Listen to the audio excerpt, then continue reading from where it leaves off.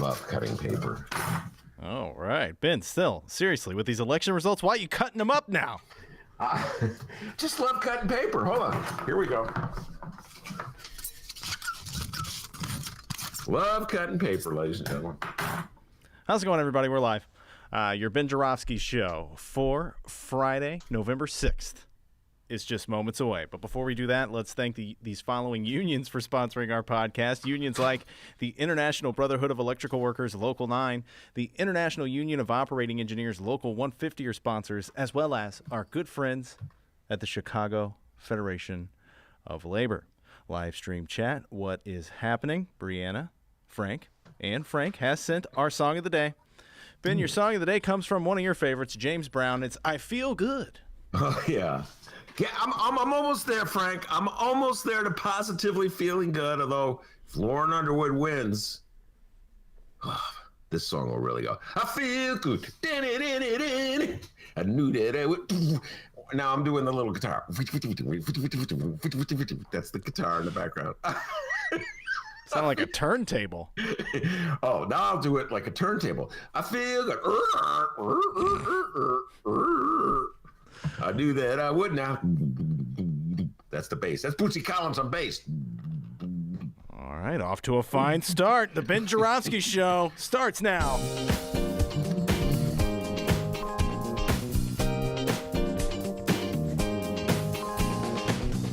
It is Friday, November 6th, and live from my apartment and his attic, this is the Ben Joravsky Show.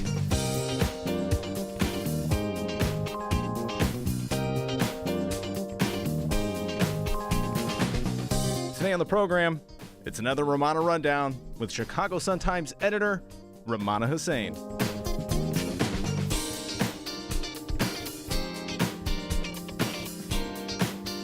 And now your host. He's no editor, but he's a damn fine columnist.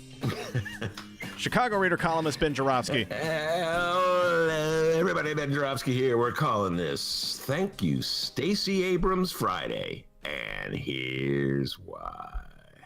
Well, it looks as though the fingernail biter is coming to a close. At least the voting and the vote counting part of the fingernail biting. Litigation still on the horizon. We'll be talking about that with Jimmy Coogan, Ace Attorney Jim Coogan. I think we're dropping that tomorrow. Anyway, but in the vote counting category, as I write, Joe Biden's ahead in Pennsylvania and Nevada and Georgia and Arizona. His margin is falling in Arizona, but it's rising in Pennsylvania, Nevada, and Georgia. So it's just a matter of time before one of those states puts him over the 270 Electoral College threshold, and he's declared the winner. Our next president. Donnie's gone. Yes. To quote James Brown, I feel good. But just to get you down to earth for one moment, I need to point out that Biden has already clearly won the popular vote, up by more than 4 million the last I looked, and it's probably gone up since I stopped looking. So America remains the only so-called democracy in existence where you can win by losing, something we first learned back in 2000, which we ignored, only to be reminded again in 2016, only to ignore it again. Every time I mention it, liberals get mad at me. They get mad at me for even mentioning it. Ben, those are the rules. Electoral College is here to stay. Ben, get over it. Ben, that's how we do it. Ben. Always getting mad at me, liberals. I don't know. You see a massive injustice, you might want to do something about it. No, Ben. Concentrate on suburban white women. Come on, Ben. Swing voters in Wisconsin. Man, if the Electoral College was the other way around and Republicans were the ones losing, we'd be so close to passing a constitutional amendment to change it, or they'd be shipping Republicans out of Florida into Illinois to push it back to red. How about that? How about that as an idea, Republicans? Why don't you start bringing in, let's see, get them from Alabama. You got a ton of Republicans just lying around Alabama. Can you imagine that day? Here comes Republicans from Alabama driving up north to flip Illinois to red. Watch, they'll do it. Democrats like, oh, no, I don't want to leave California. Anyway, so yes, back to the good news. It looks like the people have decided to oust Donald Trump. But man, why do I have so many misgivings at this moment when I should be so happy And I'll tell you why, folks. Because, like, I don't know, 69 million people voted for Trump. 69 million Americans. Donnie Trump got more votes than any other presidential candidate in history except Joe Biden. But you get the point. It's time we stop pretending that 2016 was a freak. Time we stop blaming Hillary Clinton for running a bad campaign, which she did. Time we stop blaming James Comey for weighing in at the worst time, which he did. Stop blaming Vladimir Putin for interfering in our election, which he did. Stop blaming Bernie Sanders. He didn't do anything wrong. He's the one guy in this equation who did nothing wrong. Stop blaming him, liberals, and stop blaming Bernie Sanders voters, and stop blaming the left. If you do that, I'll stop blaming the Chicago Tribune's editorial board for endorsing Gary Johnson. Don't think I'm going to do that anytime soon. The point is, the time has come for us to face reality. MAGA loves Donald Trump. They see who he is, and they are not repulsed. Quite the contrary, they want more. MAGA with Trump is like me at the macaroni and cheese counter at Country Buffet. I just can't stop piling my plate with more of it. Fried chicken, too. Oh, this place is great. I'll have more mac and cheese. That one's for you, live stream chat listener Doogie. Yeah, can we just take a moment for me to pause and silence here for Country Buffet? I love country. I go to that macaroni cheese counter. I know what MAGA's like. I'm like, give me more. Piling it on. Yeah, I should be more specific when I say MAGA loves Donnie. I'm talking about white people. Yes, I'm speaking to you, white America. You love Donnie. You love his act. You love it when he makes fun of people, when he mocks them and taunts them and pretends as though he's making things great, when you know he's just making things miserable. You love it when he gathers you together in these big groups on these airstrips and mocks the notion that you wear masks so you're like just breathing the virus onto each other. And you proclaim, that's liberty. You love it. Yeah, you actually love it. You love it when he makes other people miserable. In fact, MAGA, I go so far to say, you hate us so much because Donnie hates us. It's so freaking deep, it hurts. So I'm going to try to be a little more helpful. I'm going to try now not to be so pessimistic. So I'd like to say some thank yous. So on behalf of all the white lefties and all the white liberals and all just the sort of the reasonably sane white people in America, thank you, black voters. Thank you, thank you, thank you, thank you for saving us from ourselves again. All that BS about black men voting for Trump, all that BS about Ice Cube and 50 Cent and Lil Wayne and Lil Pump, well, that must mean, Ben, that black men everywhere are voting for Trump. Just saying. All those black guys who don't want to pay taxes, so they endorsed Donald Trump and his tax breaks, didn't mean jack when it came to the election results. I've been taking just a cursory look. I'll take a deeper dive over the weekend, but I think it's like 97% of black voters in Chicago, 97% voted for Biden.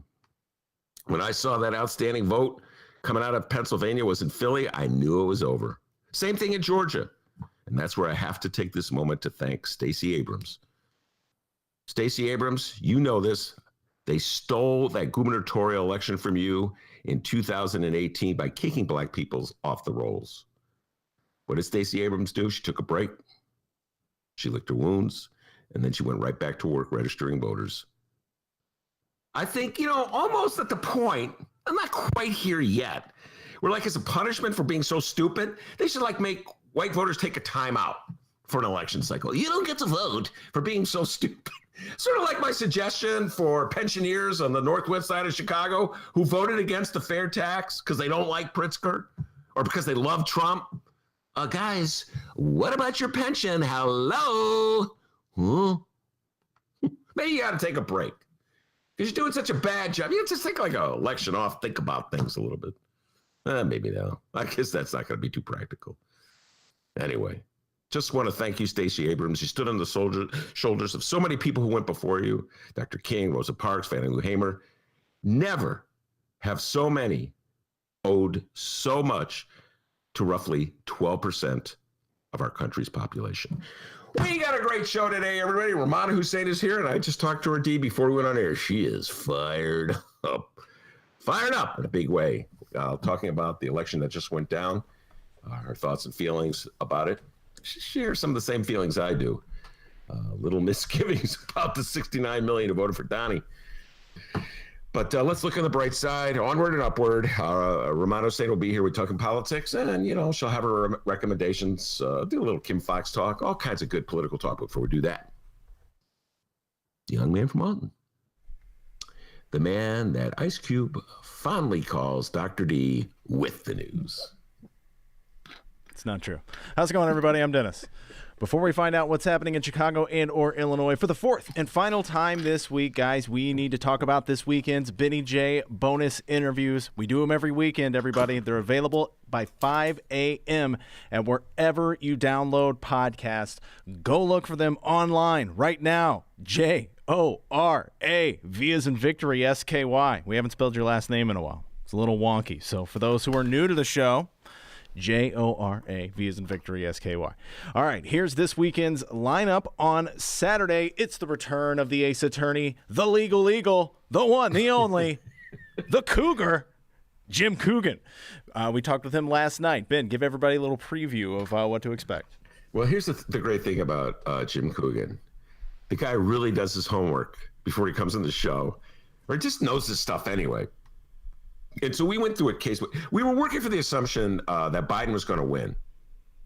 Even when we did the interview, it looked pretty obvious that the nervous Nellers were just too concerned to call it already. But that the outstanding vote in Pennsylvania, in Nevada, and Georgia, pretty much guaranteed that Biden would win the real election, which he'd already won because he won the popular vote. Let me just remind you of that. So then we figured, all right, how will Donald Trump try to steal this at the courthouse? How will he try to get judicial appointees to take an election that the popular vote went to Joe Biden by about 5 million? I don't know where it's at now. I haven't looked in a while.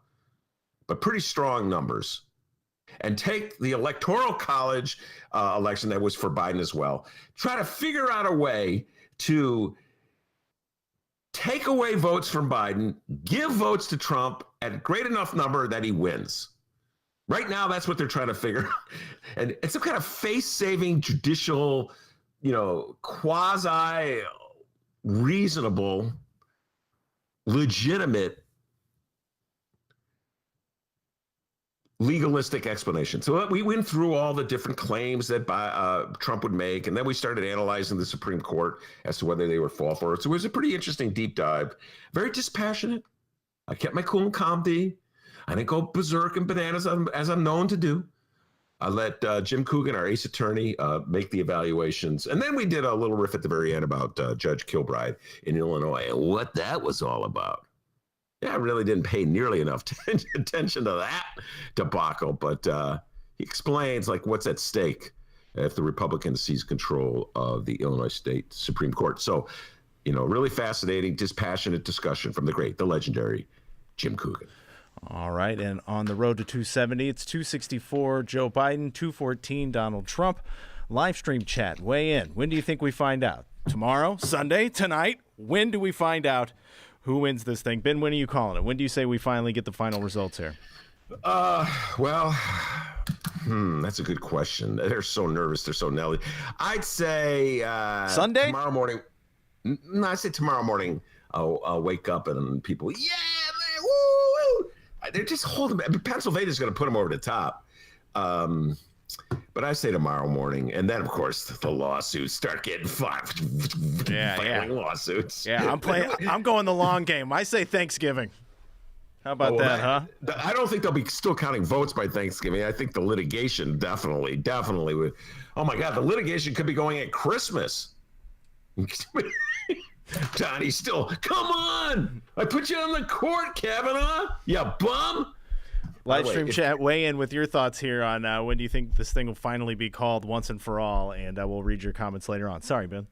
No, I was just going to say, if Kavanaugh rules against Trump, man, I think Donnie's his head will explode.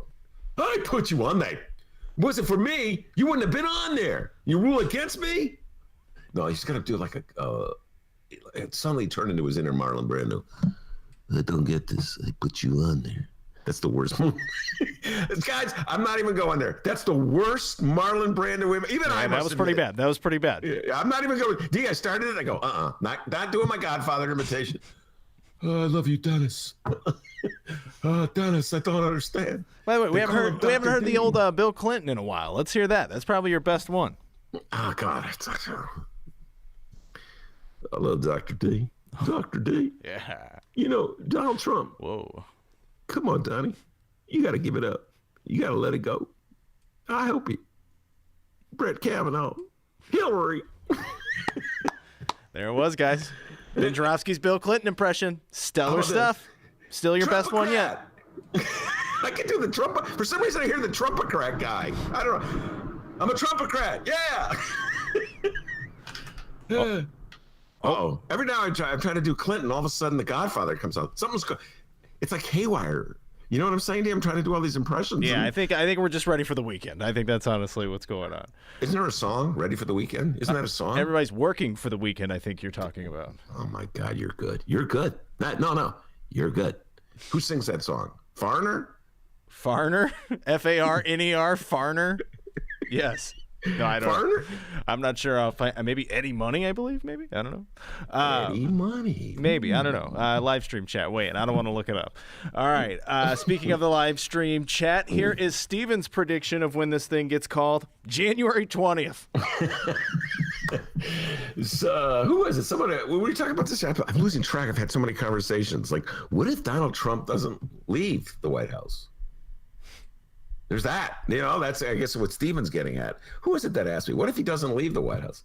Well, it's if the Supremes have ruled against him. The voters have clearly rejected him. It'll be someone's job, D, to escort him out of the way. Donnie, you got to leave. Come on, big feller. Come on, big guy. Let's go. And then Biden will walk in. So, yeah, maybe Steven's right. Maybe it won't be over until someone escorts Donald Trump out of the White House. Jim says prime time Friday night tonight. Joe Biden wins it. Could be. I mean, but realistically, the win will not be finalized until the courts have rejected Donald Trump's exceedingly bogus and contradictory claims. Jim Coogan and I break down the inconsistencies of the claims Trump is making. So, but yes, your point is well taken that the real victory will be declared either tonight or tomorrow when Pennsylvania comes in. And then, of course, Donald Trump pleading with the judges to steal it for him. So that drama will be unfolding over the next couple of weeks. And one more comment from the live stream chat. Radio Doogie says, R.I.P. Old Country Buffet. So. Yeah. Just a moment for me to reflect, D, on the sweet potatoes. Like the sweet potatoes. I don't know if you ever had the sweet potatoes at Country Buffet. I haven't eaten at Old Country Buffet since I was a kid, so I don't really remember it. Well, I haven't eaten there since about the time you were a kid either. I'm a lot older than you, so my memories. I was older when I was. I was older than you are now when I was enjoying the delicious macaroni and cheese at Country Buffet. On to our Sunday Benny J bonus interview. This will also be available at 5 a.m. We're just going to play our 3-hour Election Day extravaganza, all right? We had a great time doing it. It was election night. Ben spoke with a lot of reoccurring Ben Joravsky Show guests. Ben, if for those who didn't hear it, tell those folks what went down. Oh, my God, that was fun. You know, I'm really glad I did. I want to thank, there's so many guests that come on this show that just really great sports and friends of the show. And I started making the calls, D, about, 4 o'clock Tuesday. And they were everybody just like, yeah, I'll come on. I'll talk about it. David Ferris, Jacob Kaplan, Stacy Davis-Gates, SDG, Robert Peters, Rose Colasino. God bless you, Rose. Indivisible, right on. And Maya Dukmasova and Tracy Bain for the Reader came on. Yes. And, there were some people, it's interesting. It's like a moment in time. David Ferris, the moment in time. David, who's usually so upbeat, was really down. And so he was just going through, because he had been predicting that Biden would win. It was just a really interesting moment in time to hear him reflect upon, like, as he's got a serious mind. Ferris thinks really for a long time. He's a real smart guy. He thinks about like the trends and where we're going, and it's pretty clear, pretty obvious that there's a huge flaw in polling in America. And it's time. Other people are starting to weigh in on this, but Ferris was coming face to face with that because he was relying on polls when he made his predictions. And so there in real time when he was talking about it, he's like, well, it's not coming out the way I thought it would. But ultimately, David, you were right. Ultimately, you were right. It just took a little time. But anyway, so it's a great moment in time that where people were and, how people went from being dejected to being hopeful to being dejected again. Stacy Davis Gates at the end, coming strong, urging everybody, you got to get out there. This is just a one-shot deal. You just don't show up and vote once and then call it a day. The movement for justice, fairness, all that's good takes time. Who was I talking to about this? It was a basketball fan. I was saying, like, some people go into a gym, they shoot shots, and they just keep hitting the shots. I go, in an election, it's like there's someone guarding you. So you're just not like shooting shots. You got to shoot shots in the face of opposition, someone waving their hand in the air. So SDG, Stacy Davis Gates, she and Robert Peters closed out the night. It was 11 o'clock, D. We were still going strong. Yeah. So yeah, just to ride that wave from the beginning with Maya, just between you and me, I think Maya was knocking back a few. Okay. She had a bunch of friends over. Oh yeah, let's keep that. Hey, hold on. Start the show over. And Tracy that out. Came on. Tracy wasn't knocking. I think Maya. Okay. So anyway, yeah, quite a roller coaster election night. It's it'll be interesting to go back and listen to it. It's our 3-hour election day extravaganza. Beautiful weather on Sunday. You know what I mean? Go outside, take a walk. Stay the hell away from everyone if you can, and listen to our 3-hour election day bonus. All right. And Monday, Ben, I believe it's Carlos Ramirez Rosa. Is that right? Yeah, Carlos. He put something on his Facebook wall that I noticed, and I immediately called him. I just got on that horn. And he was talking about, you like that? I got on the horn. All right, let's get this deal. Oh, it sounds like I hear the horn blowing over at your place. All right. Phyllis, stop calling. Now, this is just getting ridiculous, okay? Ever since Phyllis won the fair tax thing, she calls up and trash talks me. Eat my socks. Whoa, Phyllis, my socks? It's shorts, isn't it? Whoa, who cares? Whoa, eat my socks. I'm going to start saying that, though. Phyllis! Now, you know what? Gloating does not look good on you. I won. Where's Ice Cube? Phyllis and Ice Cube are cutting an album together, and I think Donnie Trump will be singing in the background. He's kind of going to have a lot of time on his hands when the lawsuits are over. Anyway, Carlos Ramirez Rosa put out there that, it's time it's time for reflection on the part of Democrats. Don't just point the finger at everybody. Just think about what, we could do better going down in the future, and just a lot of interesting things. Like he was pointing out that some of the analysis in the early days of the early days, we're 2 days into it. It's like time has no meaning anymore. You know what I'm saying? It's like the election was in another century. But the knee-jerk reaction that so many Democrats have, they love fighting each other. It's just like some mainstream Democrats, it's Bernie's fault. Bernie. They're still mad at Bernie. Bernie, from the moment it was clear that Joe Biden was going to win, Bernie endorsed him. In fact, the real hardcore Bernie supporters are a little irritated with him for doing that. And yet, still, some mainstream Democrats are going to blame Bernie.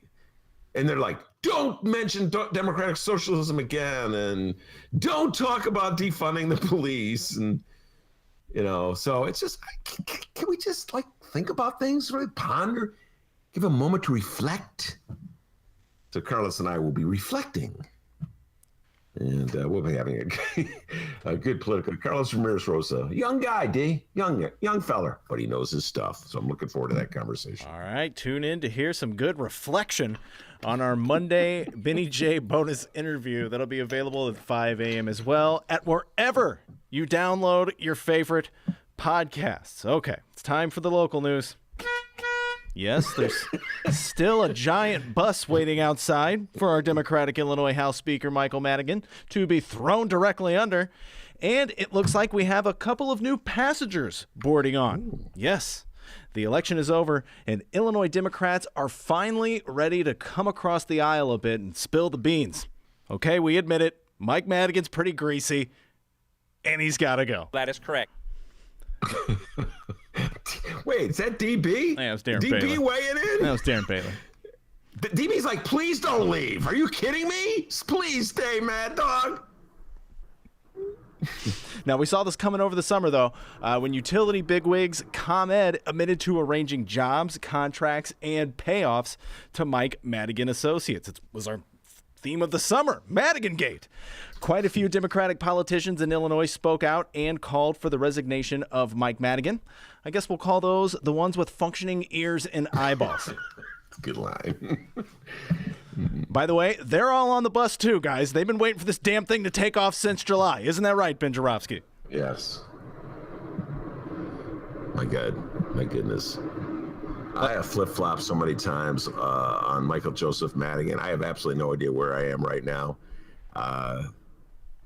You know me. If I see everybody going one way, I tend to go the other way. So I'm probably going to go, stay, Mike, stay.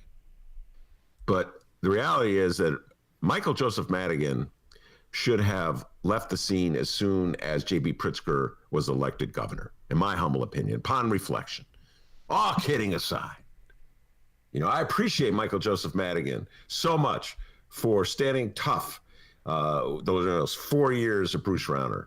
But by the end of Rauner's reign, it was pretty clear that Michael Madigan was going to be a liability to the Democratic Party. And just for the good of the Democratic Party, it was time for him to say, you know what, guys? I've had a great run. I'm going to turn things over to Dennis, Dr. D. He's going to run the party for a while. Hey, guys, how's it going? We're all screwed. But, hey, we'll get through it. We'll get through it. No, there's some capable folks who could run the party. You know, so sometimes you just got to step aside and let somebody new come on in. And particularly at this moment when you're such a liability, clearly. Everybody knew that. But no, he's not cut that way, D. So those the first chorus of people who said he should step aside emerged. Remember with the sexual harassment stories coming out of those were the radio days. Yeah, and that's when I first said it. Gotta go, man. May have been one of the reasons I was exited from that radio station. Who knows? Oh. That may have been your first flip. Yeah, it was my first flip. It was my first flip where I go, you know, come on, this is really embarrassing that he was sitting on these allegations. Not beyond allegations, the evidence was there. But he tried to, you know, he did what he could. He to patch it up. He fired a couple aides. You know, he convened various task force to study it. Elena Hampton, they try to kind of go, just kind of push her out of the. Hey, could you just be quiet for a little while, Elena? You know, just go away. And then, of course, once Bruce Rauner was off the scene, once Rauner was gone, there was no counterpart to Madigan in the Republican Party. There was no one symbol of just, in the case of Rauner, utter incompetence matched with arrogance and just cruel indifference to the suffering of others. You know, and his determination to destroy unions. He was going to shut down government so that, like, really good not-for-profits that help people who really need help couldn't help them. I mean, it was like Scrooge running government. So compared to Rauner, Madigan looked pretty good. You know, it's like when Dennis stands next to me, people are going, my God, you're a good-looking guy. And that happens when I stand next to anybody, pal, all right? You know, that's true. My God, Who's that? A handsome guy in that hat? It's a purple hat today you're wearing, D. I've never seen that one. No, it's blue. I think it's just put it in the washer, so I think it's a little purple now. So yeah, once Ronner was gone, Madigan didn't look so good. DB, Darren Bailey, JD, Jim Durkin, all the Republicans. The only thing they could agree on was pile on Mad Dog. That is correct. Pounding them. Yeah, there you go, DB. That is correct. And so, the Dems are like, they're so scared of him. He's got so much power. They got this word they call it Madigoons. I like that. You learned. You like that? Well, it just sounds catchy, Yeah. It's a little inside stuff. I'm telling you how the game's played, huh? You want to hear how the game's played? I know the players in the game, Benny. You want to know? That's an old imitation. It's going back. Anyway, these are people that Michael Madigan has appointed, or not literally appointed, but he got them their jobs in state government, and so it's like everybody's you got to whisper, like you look over your shoulder. Is that a Madigan guy there? Am I going to get in trouble if he hears what I say? So it's like it's real. D, it's palpable. Like they're afraid of him. And I remember when I got fired at CPT, there was like people. Oh, it's because you spoke out against Madigan. Remember, that was one group of people, right? I go, no, I don't think it was Madigan. I mean, I get along pretty well with Steve Brown. That was Madigan's press guy. I don't think it was him. But that's that fear. It's like, oh, Madigan got you. Went too far. So there's that. It's a general fear that's throughout the Democratic Party about defying Michael Madigan. And so that's why they put up with it. And they pretend that they don't see what's right in front of their face. Some of our good friends of the progressive persuasion. Oh, can we talk about something else? How many times did people say, Ben, I'll come on your show, but don't ask me about Michael Madigan. Yeah, that has happened. Don't ask me about Michael. Let's talk about the Bulls. Can we talk about the Bulls? I'll talk about the Bulls anytime, ladies and gentlemen, at the drop of a hat.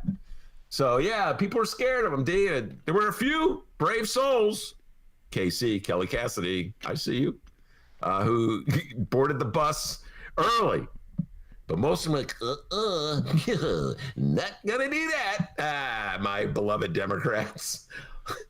Yeah. Yeah, so back in July, a few Democrats were calling for Madigan to get lost. But Madigan later went on and essentially said, hell no, I won't go, saying that this whole comment thing is something Republicans have cooked up in time for the election, and this is only an attempt to distract us from beating Donald Trump on November 3rd. And our top Democratic bigwigs in Illinois seem to agree. Hey, he may be greasy, but he ain't stupid. But it's now November 6th. Looks like Joe Biden is going to be our president, and damn near every Democratic candidate with Mike Madigan's name attached to them lost in Tuesday's election. What do we have to say now, Mr. Speaker? We do have a statement, but first, we need to welcome our newest passengers on the bus that is anxiously awaiting to figuratively run over our Illinois House Speaker, Mike Madigan. Our first new member boarded yesterday. He's our Democratic Senator, Dick Durbin. By the way, Durbin, you forgot to pay. Thank you. He still thinks that seniors can ride for free. Yeah, apparently. From the Blago days. Okay. Trumpocrat. Dick Durbin was on WTTW this week, and he told Parachutes, quote, all across our state, and the advertising told the story, we paid a heavy price for the Speaker's chairmanship of the Democratic Party. It was really disconcerting to see the price that we paid on that. I hope he takes to heart and understands that his presence as chairman of our party has not helped. It only took one day for the rest of the pack to follow. And, Ben, we have a new member to welcome onto the bus. Let's welcome the newest member here. Ben, watch out. I got to open the door. Big problems become big problems when you let small problems sit. That's the spirit. It's Illinois Governor J.B. Pritzker.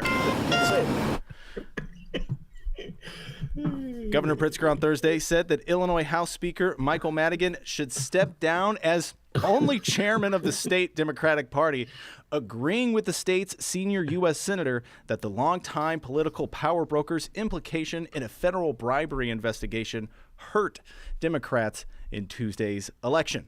Now, remember, we got a grumpy governor on our hands these days, all right?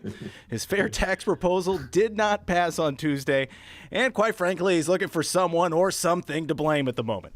Here's the quote from Pritzker. Quote, I agree with Senator Durbin that opponents were able to tap into voters' concerns about corruption and their lack of trust in government.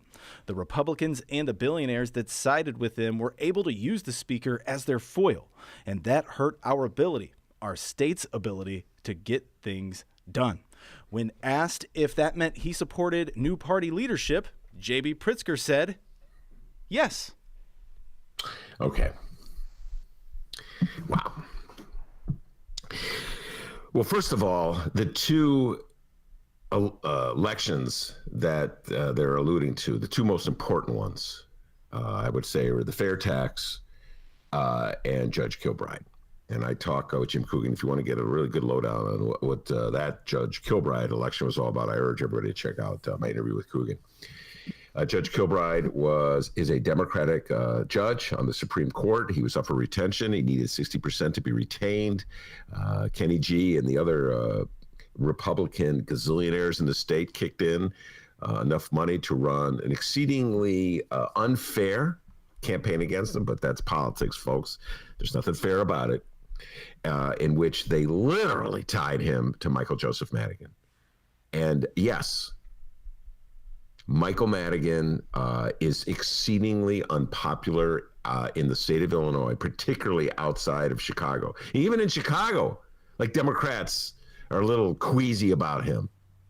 And part of this is the effort, as J.B. Pritzker was alluding to, that's been going on for the last 8 or 9 years to turn Michael Madigan into the chief villain.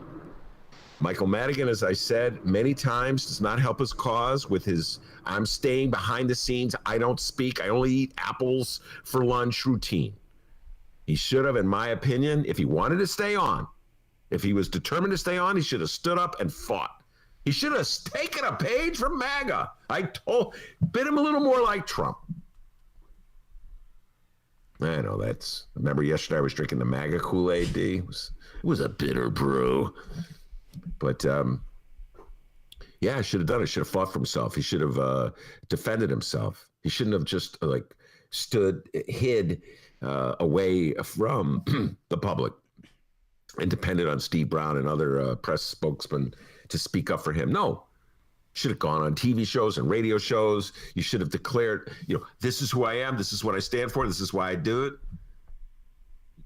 Should have been doing that for the last 4 years. It's a little late now. This like Wizard of Oz thing, the power behind the throne, like the Madigan mystique. What's he doing? Like, for years, I've been hearing reporters. What's Madigan up to? What does he really want? Let's discuss this and more. Yeah, well, that game doesn't work in the age of Trump. So he just laid back, did the Europa-dope. They pounded him, and now he is a liability. And the fair tax went down.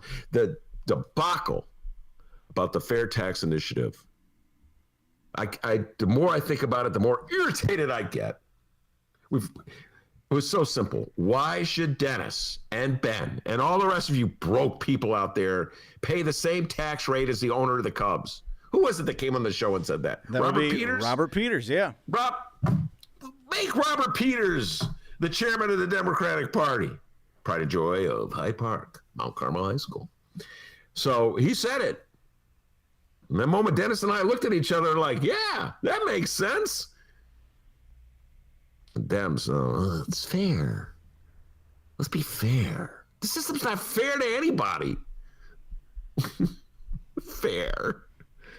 Oh my God, Illinois, you and fair. Fair is like reform. Reform means taking money from somebody and giving it to somebody else. That's what reform means in Illinois. It generally means taking money from middle-class people, working people, and poor people, and giving it to Kenny G, who doesn't need it. Oh, that's reform. Just like when you give $2 billion to Amazon. Oh, that's economic development.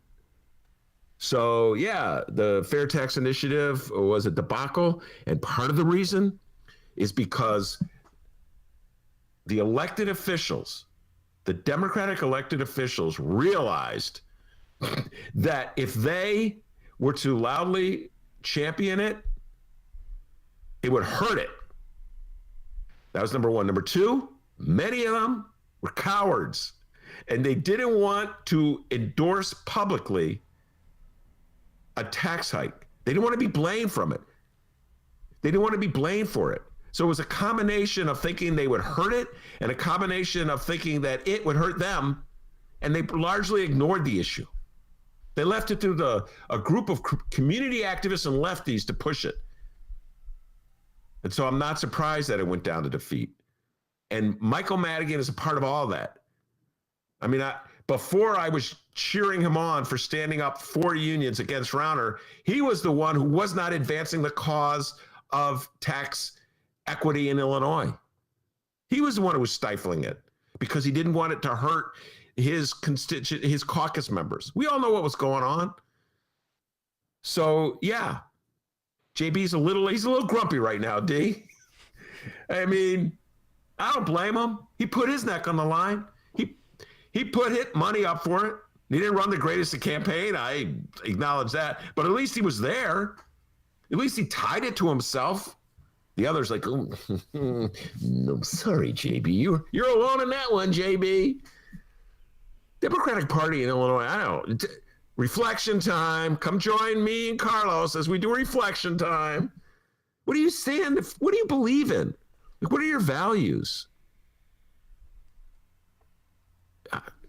Just getting reelected year after year?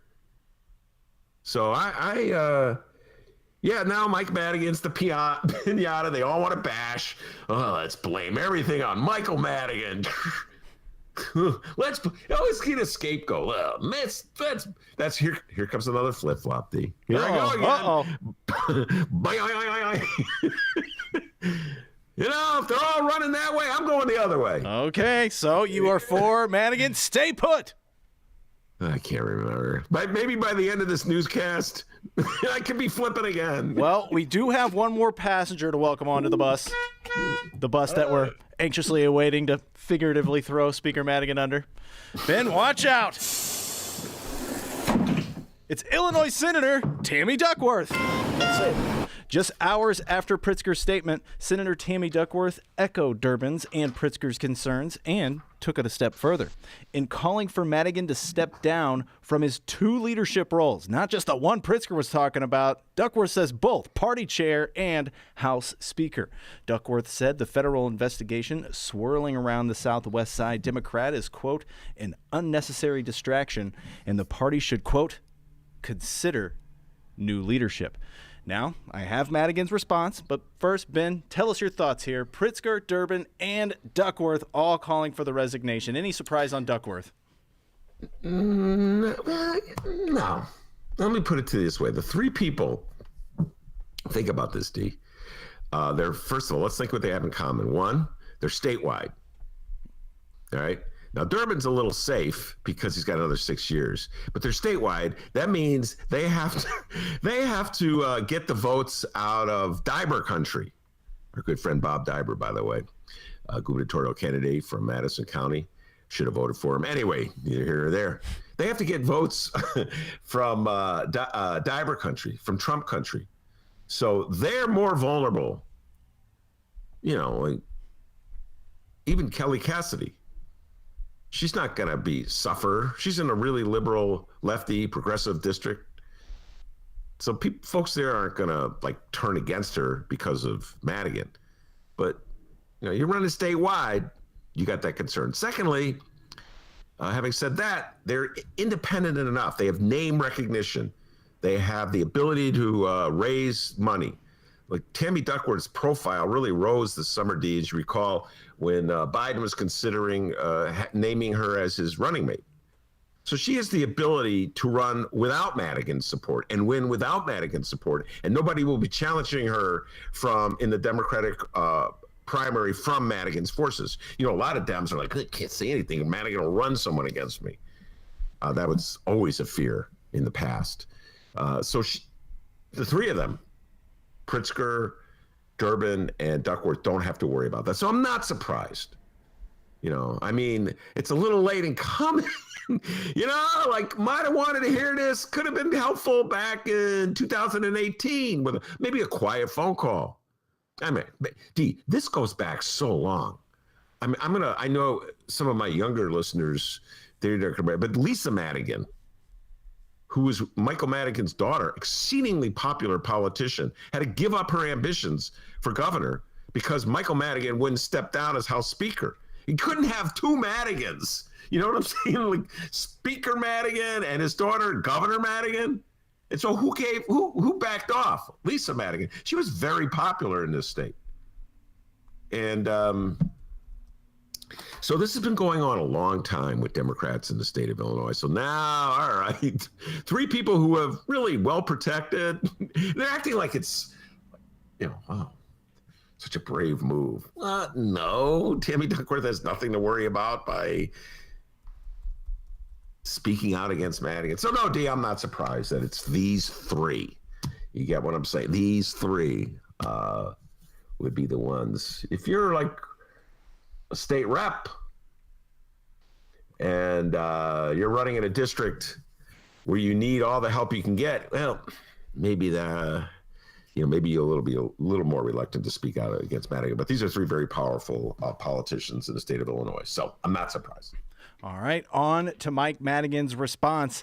Madigan said, quote, or maybe through a PR guy, Steve Brown, quote, "I'm not going anywhere. I'm proud of my record electing Democrats who support workers and families and represent the diversity of our state. Together, we have successfully advanced progressive policies that have made Illinois a strong Democratic state with supermajorities in the legislature. Illinois is in the anchor in the blue wall that has been reconstructed in the Midwest, and I look forward to continuing our fight for working families as chairman of the Democratic Party of Illinois."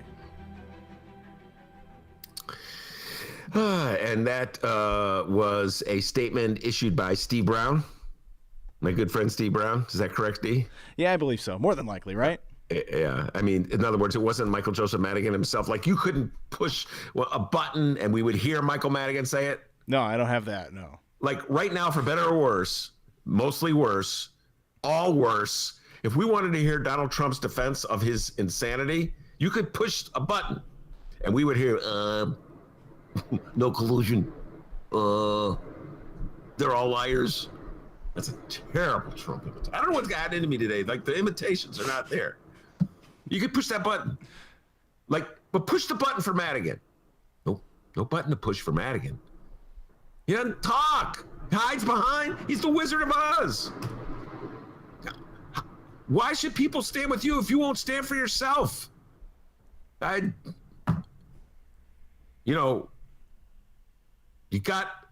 If Michael Madigan gave a press conference, every reporter would, think about JB in the campaign. How many interviews did he do? People ask him the same question about the rate hike, and he just had that big smile on his face, and words would come out that said A, B, C, but really said, I'm not going to tell you, no matter how many times you ask me that question, and I'm going to keep this smile on my face, and how about those Eagles? But at least he went before the reporters, right? And even then, I was complaining. He didn't do enough of it, let's face it. But he did, more than Madigan. I don't know. This day and age, D, I don't know. How in the world do you think you can hold on to your political power or be a force for good for your party if you're just hiding in a back room? If you're hiding in a back room because you just have this habitual need to withdraw and not share your thoughts with people, that's one thing. If you're hiding in the back room because of that and because you don't want to have to answer really embarrassing questions about corruption cases, that's a rough combination to deal with. And if you want to, look, it didn't stop Donald Trump. Donald Trump was impeached. Donald Trump is facing multiple investigations. I mean, if he is actually ousted from the White House, I mean, he's lost the election, but if he's not protected and preserved by a coup-like judicial decision coming down from the Supreme Court, and the rubber stamps that he put on the Supreme Court, he's going to face the reality of an indictment, maybe a arrest, maybe thrown in jail. So he's facing serious stuff, but he at least comes out, says absolute garbage. So in this day and age, D, that's reading a statement, as opposed to listening to the man's voice, says it all. And you know who's the happiest guy in the world? DB, Darren Bailey, Republicans. It's like, wow, yeah, more piñata. Put it up there, baby. You know, yeah, we destroyed the fair tax by using Madigan as a piñata. Thomas Kilbride went down because of Madigan. That is correct. Betsy Logic Dirksen went down because of Madigan. That is correct. Lauren Underwood is holding it well. Lauren Underwood, that was just pure racism on Oberweiss's part. They flying to Kenosha, driving to Kenosha. But they also threw Madigan at her. They threw Madigan at Sean Casten too. They'll throw Madigan at anyone. So if you're not going to defend yourself, then you should step down. It's one or the other. You know, either defend yourself or just leave. So there you are, the latest on Madigan Gate and the silly little bus theme to go with it. Ben Joravsky, before we move on, there's a seat over there with your name on it. You on or off, bud? First of all, let me just say this. I was driving a damn bus long before any of them were on it. Now when everybody else gets on the bus, I think I'll defend the guy. I don't like getting on any bus with anyone. I like to walk. Oh, okay. All right. But let it not be forgotten in 2018. Did you go to the J.B. Pritzker Academy of Ducking and Dodging? That was excellent. Yeah, I told JB a thing or two. Look, Best JB, concert? Yeah, Steve Miller Band and the Eagles. way to take a tough stand. All right, now let's talk the news in the city of Chicago. Good afternoon, everyone. Oh, good afternoon, Mayor. I thought you were going to do that. I will take your car. I will throw you in the jail.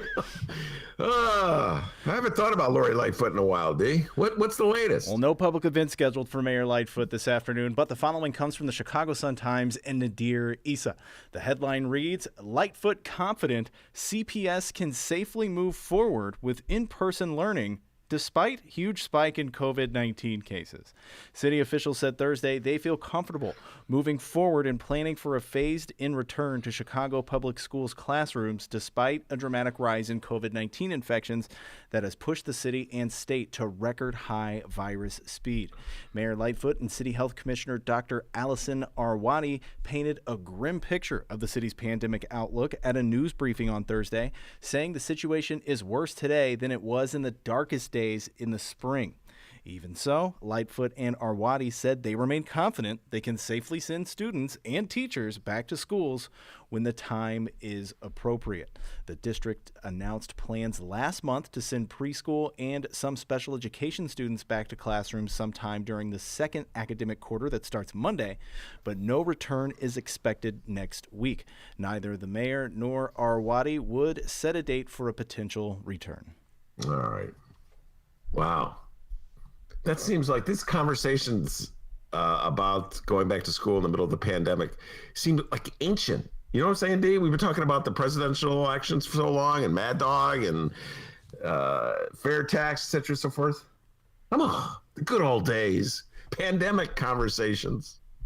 By the way, in that article, does it say that when she had her statement that representatives of the Chicago Teachers Union were standing with her? Let me look here. No, don't see it. Mm-hmm. And did it say in that article when she made her comments that Troy LaRaviere from the Principals Association was standing with her? Let me look here. I miss luncheons. No, nothing. Nothing. I miss luncheons. Well, there you go. That's Chicago, man. What a weird city. What a weird freaking city. So the mayor said it's darker days than ever. It's so bad the restaurants and bars can't open. It's so bad that she's really upset that we got to reconsider that we let our family members in our house, but don't worry, we'll open the schools. And the people who actually go to those schools and potentially be exposed to the virus, like teachers and principals, they're not there. They're just going to be told, go back. So my attitude hasn't changed in this, D, from the get-go. You got to work together. Isn't that a collaborative effort? We're all in this together. Isn't that what we're always told? TEAM. Together, everyone achieves more, right? Team. We're a team. I never heard that before. But oh, really? Like when Lori Lightfoot makes a decision about the restaurants, does she do it without conferring with Sam Toya, head of the Illinois Restaurant Association, an appointee that she put on the zoning? But no, she talks to the restaurants. Why isn't she talking to SDG? Why isn't she conferring with Stacy Davis Gates? I don't get it.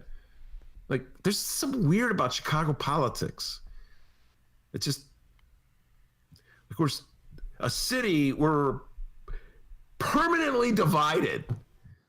Well, we're just going to replay the 2019 election over and over again.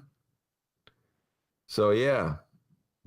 I keep saying this. When the NBA opened, in fact, the NBA, the National Basketball Association, a little sports reference there, D, just announced that they will be beginning their season December 22nd. Adam Silver just doesn't say, the season starts. No, December 22nd. No, they've been working with the Players Association for weeks. Players Association has to sign off on it. They've already given their the first preliminary sign off.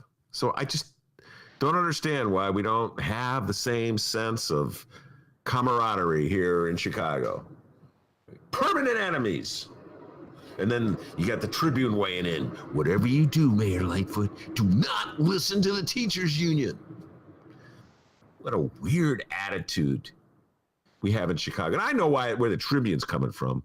They want to, as much as they can, demonize the Chicago Teachers Union so they can undercut any issue that the teachers union champions, like progressive taxation, like putting a cap on TIF handouts to corporations that don't need it. So I understand where the Tribune's coming from. I'm a little disappointed that Lori Lightfoot would seem to share some of those attitudes, because I remember Lori Lightfoot on the campaign trail, D, and she was a lot more progressive sounding back in those days. Remember those days, D? So little disappointed that Stacy Davis Gates or Troy LaRabier were not with Lori Lightfoot when she made that announcement. In other words, that there wasn't a sign that they were working together. And I know you're disappointed, but hey, things change, all right? I won't just turn the car around. I'm going to shut it off. I'm going to kick you out, and I'm going to make you walk home. That is correct. All right, everybody. That is your local news. Send us an email if you'd like. If you want to reach out to us, BennyJShow@gmail.com, BENNY, the letter J show @gmail.com.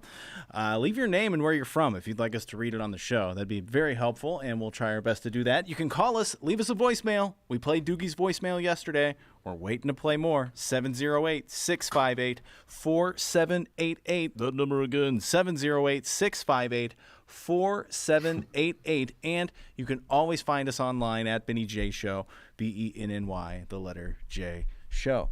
All right, let's take a little break here. And when we come back, editor of the Sun-Times, Romana Hussein will be joining us. It's the Ben Joravsky Show. We are live from my apartment and Ben's attic. Don't go anywhere.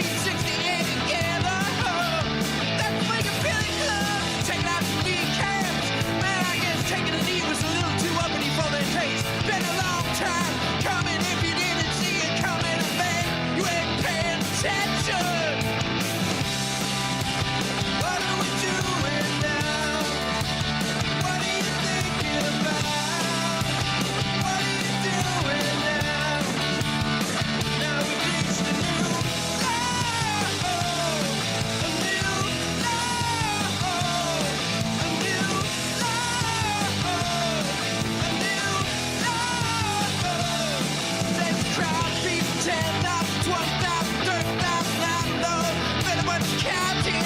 They're taking a stand, draw a line in the sand. Yeah, that's right, we're gonna tell you how to do your job now.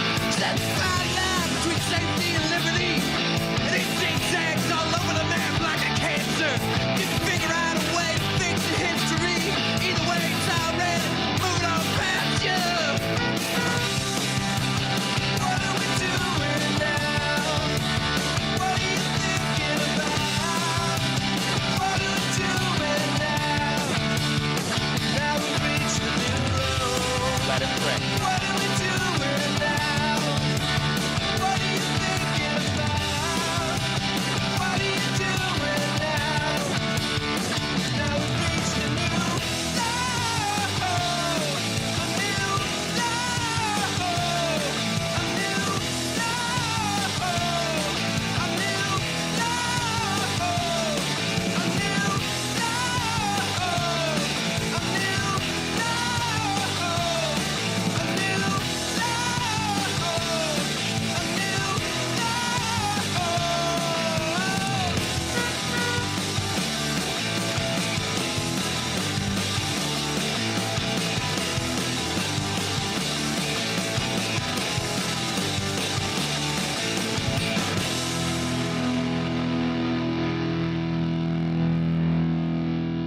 Good afternoon, everyone.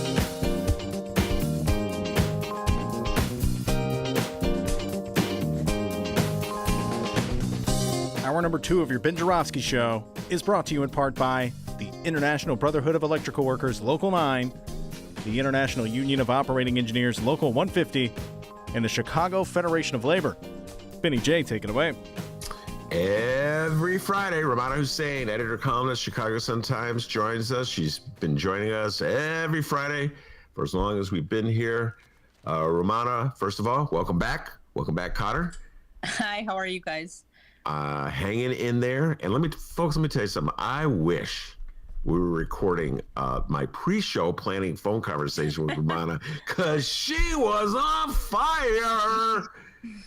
And I said, look, Romana, don't douse those flames. I want to hear that fire. I want to hear that roar. I want to hear it. And then on top of that, ladies and gentlemen, usually you hear about how I gave a homework assignment to Romana. And this time the tables were turned and she sent me an article, which I have dutifully absorbed and I have in front of me. So we're going to take it point by point.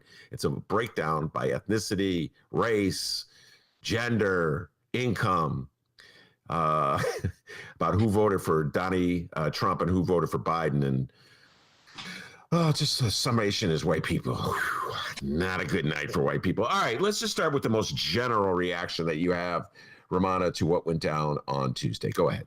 I was definitely not shocked by the numbers we had turned out. A lot of projections or a lot of polls said that Biden was going to take it. None of the polls said that it was going to be like a landslide, but I don't know if a lot of people who are paying attention to the polls or really believe the polls thought that it was going to be a several-day stretch of finding out who our president's going to be.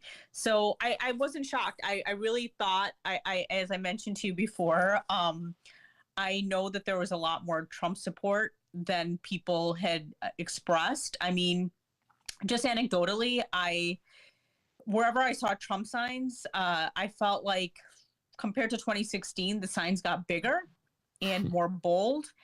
And I told my husband this. I did feel a lot of white people, even in the cities, wouldn't say that they were voting for Trump, but they're secret Trump supporters.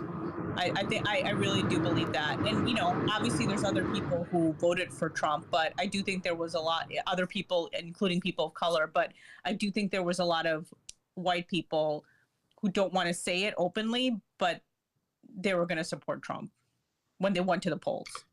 Yeah, in other words, there's two types of Trump voters. There's the great majority of Trump voters who pound their chests, wear their MAGA hats, show up at rallies, cough in each other's face, and yell at anybody who disagrees with them. And then there's what you call the quiet Trump voter who maybe a little embarrassed to be seen with that horde. But I really think that in the cities, I think that's definitely true in the cities. Well, I could tell you this, that in the city of Chicago, the one that I studied, I've been doing a deeper analysis, Donald Trump got about 12% of the vote. I'm doing this off the top of my head. So it was unchanged from 2016. Yeah. And so Chicago remains a very blue city. The bubble that I live in is a very blue bubble. But on the fringes of Chicago, the northwest and southwest side, it was red. And he also got in the center of the city, his vote went up where the wealthier people live. So there is some MAGA in Chicago, no kidding, fooling ourselves. But that secret vote that you're alluding to is the one that I find disturbing because, Romana, just comment on this one. Like Trump, you could say in 2016, all right, well, we don't know. We don't understand who he is. Let's just try something new. But by 2020, we knew that this guy was a freaking fascist. And 48% of the people in this country voted for him. It's kind of scary. Yeah, and I said, and I was talking to you earlier, anecdotally, I mean, I can tell you almost every single white person I know has a relative who voted for Trump. And when I mean relative, sometimes it's their parents or a sibling, and when it's not in their immediate family, it's an uncle or an aunt. So it's like there's like only like 2 degrees of separation between including white people who are talking about how woke they are. I mean, they have a lot of Trump supporters in their families too. So I'm just saying anecdotally, I knew that there was a lot more Trump supporters than people thought. And in 2016, a lot of people were like, well, people wanted something new. And I'm gonna take off my reporter's hat for a second and just say that I don't know how anyone could think that Donald Trump was fit to be president. Put my reporter's hat back on, but that's just, and I've expressed that in columns too, so I can say that. But I know there's a lot of reporters trying to understand why people would vote for Donald Trump. And now you're going to tell me, I don't want to see these pieces, same stories 4 years later. I think it's clear. They know who Donald Trump is. And they voted for him anyway. They liked him. MAGA likes Donald Trump. And I watched that display of a press conference. Every time Donald Trump does something that just breaks all the rules of protocol, like in the debate, what he did in that first debate was just such a defiance of all the rules. And he gets cheered and rewarded. Yesterday, he goes on TV and just lies. I mean, Politico did the analysis of boom, boom, boom. This is a lie. This is a lie. This is a lie. Oh, yes. And MAGA cheers him. Yeah. I think a lot of news organizations yesterday, they were live streaming his comments. And then as soon as he opened his mouth and started saying, that the vote count was illegal, this was wrong, and he was cheated. I think a lot of news organizations actually just stopped live streaming it because they were like, there's so many lies within his within his commentary. And I saw one journalist who I follow saying that this is something journalists should have been doing for the last 4 years. I mean, we have had a lot of stories that have fact-checked Donald Trump, and I think there was it the Washington Post that had was tallying the lies that he had spouted. So there are people who are keeping tabs of this. But it's interesting because a lot of people who are Trump supporters always talk about patriotism and about keeping American values the way they were, and they talk about being loving America. But it's interesting that when Donald Trump goes against what the rules are for this country, they still support him. It's interesting. He's telling everybody to stop counting the votes. Now, how American is that? I don't see how anybody could see that as patriotic, but because they like him and they think he espouses what they believe in, a lot of his supporters, they're, him saying that, they're going to go out there, they're emboldened, to stand outside where people are counting votes to go and scream and say, stop the count. Yeah, let me just make one quick amendment to what you said. He's only asking for the vote counting to stop in states where he was leading. Yeah. He, on the other hand, is very much encouraging the continuation of the vote count in states where he's losing, okay? And furthermore, in a state where he has lost, he wants a recount in Wisconsin. So he's all over the map when it comes to counting. When I'm behind, keep counting. When I'm ahead, stop counting. Like, why don't you just declare yourself the president, okay? You're the only one who gets to vote, Donnie. That's it. Well, I think, this is mostly about his ego. I don't even know if it's about the country. I mean, that's what I gather from him, but knowing who he is. And it's like he calls everybody else losers, and he just doesn't want to be seen as a loser. I think he's going to do everything he can to, fight this. He's not going to go easily. All right. Now I have my homework that I dutifully did. Thank you. And thank you very much for sending it to me. It's a pretty good job. Now, it is a breakdown from AP and this is exit polls, who voted for who. And I begin this by saying that I'm very suspicious of polls these days. So this is on a poll. And that's why I'm going to be doing my reader analysis. I do every 4 years or every election year, actual votes, like in the city of Chicago, actual votes, so that I can make determinations that are more, I would think, accurate than a poll. Okay. That said, this gives us some general, parameters that we can work within. And so I'm going to run by these results by you and get your response. I know you're going to have some interesting responses. First of all, in the category of gender. Yeah.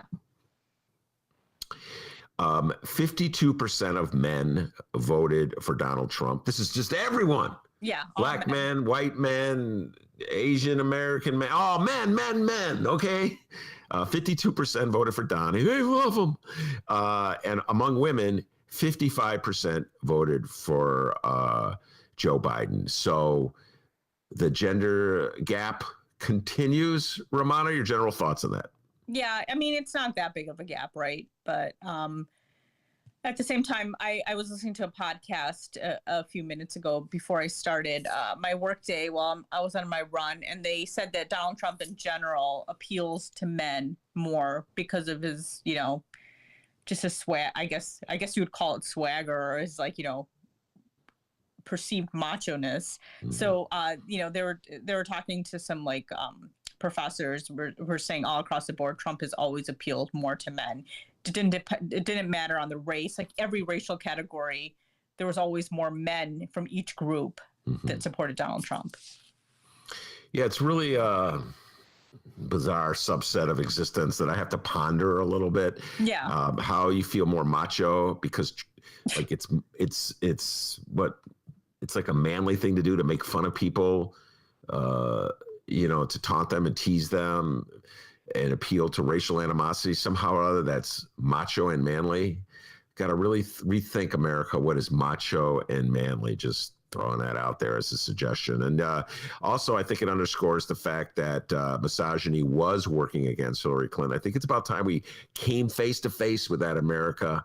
No more pretending, well, it's because, we're sick of the Clintons. Yeah. Remember that one, that line, Yeah, I bet if Bill Clinton ran against Trump, the numbers would be different. Bill Clinton would have won. Yeah. No question. People don't want to face the truth. Yeah. The age category, this goes to Dave Ferris has been telling us. David Ferris comes on the show all the time, political science, scientist, professor at Roosevelt, wrote a book. About how the youth vote is going Democrat. So between 18 and 29 years of age, millennials, and what's the next one? Zs. 61% for Biden, 36% for Donald Trump. This continues a trend that's been going on for a while, where young people are for the Democrats. Between the ages of 30 and 44, the older millennials, oh God, the older you get, the dumber you get. 54%. We're getting to you. Sorry, X. They're X. There's 44-year-olds. We're getting to you guys. Oh, 44. If you're 44, are you yes, you are. X. You're X. All right. Yes. So. Gen X. Gen X. So 54%. So it's not bad, but it's not 61%. No. And then here we go. Geezers. These are my these are beloved excerpts baby from- boomers. My beloved baby. You guys are worthless. All right. 45 to 64, 51% for Donnie Trump. Yeah. And if you're over 65, also 51%. Romana, help me out here. I think you need to do a study about how many of those people who supported Trump were actual hippies, because I think people who are hippies, they tend to become the most conservative as they grow older. Wow. I mean, I just would like anecdotally, I do have friends who had parents who were like these like raging hippies in the 60s, and then they became Trump supporters. So I'm just saying. Yeah, and I hear you. I know they're all like, you know, and that's going to happen to a lot of millennials too. Trust me. Well, that's what I'm saying. It already, I just said it was from 18 to 29, it was 61% for Biden. You go to 30 to 44, it's down to 54. Then you go to geezer country, it's 51%. And you're absolutely right. I'm going to double down on what you said.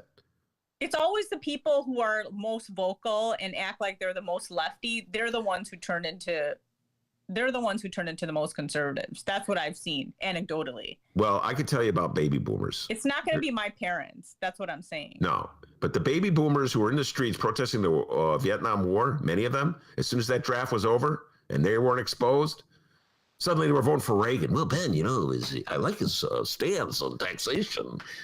Yeah, baby boomers, that's embarrassing. Now, there's a lot of, I just want to say this, a lot of really great activists who are of course, 60 years and older, who fought the fight and continuing to fight the fight. Yeah. So I don't mean to throw them all. There's definitely a lot of people who stick with their principles. I'm not saying that. Not everybody, but a lot of them. You know what? People do change. I mean, I'm probably like, I think I look back and I think about how I was in high school, and I think about a lot of things. I don't think things are black and white anymore. I'm more gray, but I'd like to think that I pretty much am the same person that I was. All right. Yes, that you have core convictions. Yeah. Yes, and I've said this many times. The Republican Party has no core convictions. It's just tactics in a larger fight. But anyway, here we move on to race and ethnicity. 74% of the voters are white people, and 55% of them. 55% of white people, and I believe this is an undercount, by the way. I believe this falls into the category where Romana was talking about, well, I'm not going to admit I voted for him. 55% of white people, undercount in my opinion, voted for Donald John Trump. And it's interesting, 43% voted for Biden. 2% didn't know who they voted for. So, Kanye, maybe Kanye. Yeah, yeah, they both are right. Yeah, the Kanye. All right, Romana, help me out here. What's going on with white people? 55%. I don't know. You know, my brother the other day said that he doesn't trust white people. He goes, I don't trust even the white people who live in the city. He goes, I don't trust any white person except maybe Mick. That's what he said. Wait, Mick no, not maybe, except Mick. He didn't put maybe. He didn't put the qualifier in there. Except maybe Mick. I'm still not quite sure about that guy you married. Let's throw him under the bus again. Well, I mean, I'm not shocked. I mean, there's probably people that I know and that I like, you know, they'll never tell me that they supported Donald Trump, but they did, you know, they'll never say it. But I have a feeling with some people. I mean, I have like maybe on my hand that I can count like one or two people who are Caucasian who did vote for Donald Trump that I'm actually friends with, but I did have a discussion with them, a deep discussion with them. Like I don't shy away from politics. Wait, time out. You've never acknowledged this to me. This is breaking news in the Ben Joravsky show. I did acknowledge it to you. Maybe once, maybe twice, maybe one person that I know. And I had like a deep discussion about it and how I felt about it. So, I mean, I know a lot of people, and especially like a lot of people who have relatives or friends, they say they don't talk about politics or don't bring it up, but I do. Wait, time out. Let's, without revealing any names, okay? Yeah. You, this person, we brought it down to one white person that you know, that you're friends with who is for Trump. All right. He's in law enforcement. I can tell you that. Okay. And that's frightening. but this was in 2016, and then he didn't want to talk about politics with me again. But I think he was disappointed in Trump, so I don't know. I'm gonna slowly ask him again, because he said I get too emotional with talking about this. But You get too emotional, or he gets too emotional? I do. I see. But he, of course, is dispassionate when he discusses his love for Trump. No, yeah. So I am gonna solely ask him about what he did, because he expressed disinterest in Donald Trump in like a few weeks ago. By the way, along this subject of white people voting for Trump, there's a comedian named Earthquake. I don't know if anybody out there other than me likes. I'm a fan of Earthquake. I think he's pretty funny. I gotta watch him. Yeah. Yeah, he did. It wasn't a comic bit. He did it. I saw it on Instagram, so I couldn't figure out how to play it on the show because I haven't figured that out yet. But he did a bit where it wasn't even a bit. He just said, "Hey, everybody, Earthquake here," and it was right after the election. And he goes, "Win or lose, I just want to say how upsetting it is to me as a black man that 68%, the 68 million people voted for Trump. So many of you white people voted for Trump, and you come to my shows and you laugh at me, or you cheer black athletes on, or you love, but when push comes to shove, this guy's an open racist, and you voted for him." Yeah.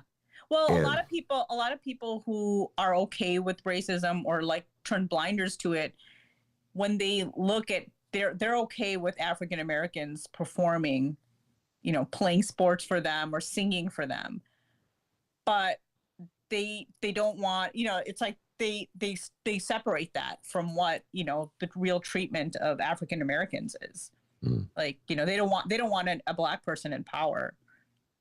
Well, they don't mind a black person that tells them what they want to hear about race. Exactly. But anyway, I urge everybody to check out Earthquake. It's very powerful stuff. Now we get to the category of African American or black. They're, according to this, 11% of the voters. I said it was 12% at the top of the show, so whatever, 11, 12. And 90% for Biden, 8% for Trump. And let me just say this before I turn to you for comment. Just as you believe that white people lie about who they're voting for and say they didn't vote for Trump, I believe there's a fair number of black people who lie and say they did. I've been saying this for 4 years. I looked at the cursory study of Chicago's black wards. It was 97%. So somehow or other, 3% of the vote for Trump, an actual vote that you can count, turns into 8% when you do a poll. And so I don't believe this poll. I just believe it's some guy saying it. He probably didn't even vote. So whatever. I just want one more time. Maybe it's a joke. Just one more time say, thank you, Black America, for saving us from ourselves again. Yeah. All right, Romana, your thoughts. Well, I'm not shocked by those numbers. I'm always shocked to know that there are some African Americans who voted for Trump. But then again, we saw the RNC on CNN. Those were the 8%, right? The ones that were all on, touted and taken out and speaking on behalf of, blacks for Trump. Those are his supporters. So there's going to be some supporters in, people of color who are supporting Trump. Yeah. By the way, I'd just like to say this before we leave it. By the way, once again, I'll correct you. It's really 3%, not 8%, but sorry. Whatever. Yeah. Oh, I thought you said 8% according. Well, no. They claim from the polls it's 8%. When I look at Chicago actual, okay. This is Ben's. But Ben's age-old argument against this, which I've been doing since 2004, when the pollsters told me that 20% of black people voted for George W. Bush. 20%. I'm like, no way. No way. This has been lying going on for a long time. The next category is Latino or Hispanic, 63% for Biden, 35% for Trump. And so much is made of the Latino vote in Florida. Yeah. And of course, that's a Cuban American vote, folks. That vote is traditionally Republican. Not all people who speak Spanish are exactly alike. Exactly. Anyway, Romana. Exactly. And I think that is true. And that's something that I need to remember when we're talking about Latino individuals, because Spanish is spoken in so many parts of the world. And all these countries are different. All these cultures are different. There's some similarities with some of the cultures, but yeah, being a Cuban American is completely different than being a Mexican American. And I think in Florida, I think there's obviously large Cuban population. There's also a large Puerto Rican population. And then, I think there's a lot of people from Central America as well. And that's completely different than the population that we have of Spanish speaking voters in Chicago, I think, who are mostly Mexican American. And I think the group largest after that is Puerto Rican Americans. I could be wrong, but I know Mexican Americans seem to be the largest. I think this is a group that a lot of people are going to be paying attention to in the next few years, because I think after white voters, the biggest group voting in the elections, I think this year, was Latino Americans, or people identify as Latino Americans. And like you said, everybody's experience is different. And even amongst Mexican Americans, there are Mexican Americans who supported Donald Trump. My friend is married to a Mexican American man, and his brother-in-law, now her brother-in-law, is Mexican American and is a Trump supporter. So, and then I have a friend whose father-in-law is Mexican, and he told me in 2016 that he voted for Trump, even though he didn't like Trump, because he knew that whoever he would put in the Supreme Court would be against abortion. So, and he's like, I didn't get that at all. I kind of had like a minor, argument with him. He said he didn't push it that much, but these are just some examples of, people vote differently. Just because they're a certain group or share the same language doesn't mean they think the same. Yeah. And by the way, just a shout out, long conversation on this very topic last night with a good friend of the show, Adolfo Mondragon. He's coming on next week. We're going to do a deeper dive on all this. Joshua Smizer de Leon as well. This is like a favorite topic of conversation on our show, and they'll be on talking about it next week. All right. This is one near and dear to your heart, the Asian population. 2%. By the way, according to this thing, African Americans are 11%, and Latino or Hispanic are 10% of the voting pool. So it's pretty much the same in terms of population, in terms of votes. Asian, it's 2%, and 70% of Asian Americans voted for Joe Biden. 28% of very confused Asian Americans voted for, I'm sorry, that editorial comment was not necessary. Very confused Asian Americans lost sense of where they were for a moment. They love Donnie. They love MAGA. They got their little red hats on, just like the white guys voted for Donald Trump. Your thoughts, Romana? I think with the Asian Americans, we're always touted as a minority, and then there's been a lot of think pieces written about how Asians always are trying to be close to whiteness as they can. I'm not saying that, I'm not explaining that as the reason, but I know there is a South Asian support of Donald Trump. Anecdotally, I can tell you these are supporters who also are fans of Narendra Modi from India. And that's just anecdotal. There's like South Asian Muslims that I know who have like relatives who voted for Trump because of the quote unquote economy. I actually have a Filipino American friend from high school who was telling me and another friend that her parents are Trump supporters. Now, this person is very left in her politics. And I asked her, what got them interested in Donald Trump, or why they voted for Donald Trump. And she's like, they watch Fox News. And then she mentioned the political climate in the Philippines and said that, they're just all about law and order. So they see the Republican Party or Donald Trump as all about law and order. So I don't know. There's different reasons. Again, Asian Americans, it's a very diverse group.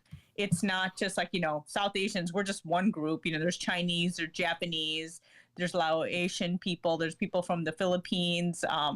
Asia is just like huge, and I think within the Asian American category, wouldn't the Middle Eastern people be thrown into that category as well?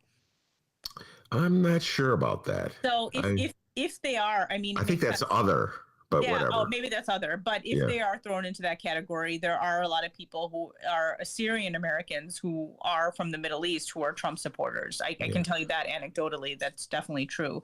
So again, Asians aren't a monolith. There's different groups, and there's definitely some people who are more conservative than the rest. But I still think 70% is a pretty strong number. Yeah, no, pretty good. Very good. Good job, Asian Americans. I know we don't get the pat on the back or acknowledged, but Yeah, well, we're going to have the big religious showdown, Jews versus yeah. Muslims. That's coming up, the big showdown. Who won that one? Before we get to that, that's just a little tease of education. High school or less, 27% of the population, 52% of people who have high school or less voted for Donald Trump. And then college graduates, 56% voted for Joe Biden. Postgraduate study, 58%. So in other words, the number of Joe Biden supporters rises with the amount of formal education a person has. Any general thoughts on that, Romana? I guess that's not surprising, but I don't buy the fact that just because someone doesn't have, but I don't think like in every single case that just because someone's not as educated, they're going to vote for Donald Trump. I just think there's just a little more factors played into that. Did they break it down in terms of white people? Yes. Yeah, I would think that white people with just high school diplomas would be for Donald Trump. But I think when it comes to other people of color, I don't think necessarily. Well, since you asked, I will tell you the largest group in terms of white voters, education, and gender for Trump are white non-college men, 64%. White non-college women, 60%. So, white women for Trump, that was a factor we saw in 2016. And white college women for Biden is 59%. So there's a correlation between education right there. White women for Trump. Something I never really understood, Romana. Like obviously women are not a monolith either, so No, there's they that. aren't.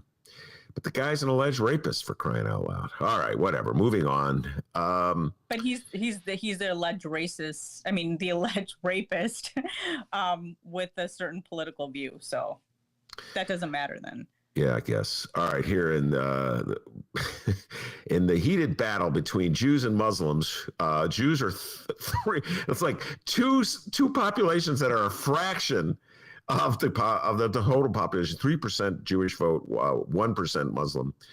Jewish voters 68% for Joe Biden, 30% for Trump. Muslim voters 64% for Biden, 35% for Trump. Wow, Muslim voters for Trump. Like I told you, I know people who know of people or have a relative. I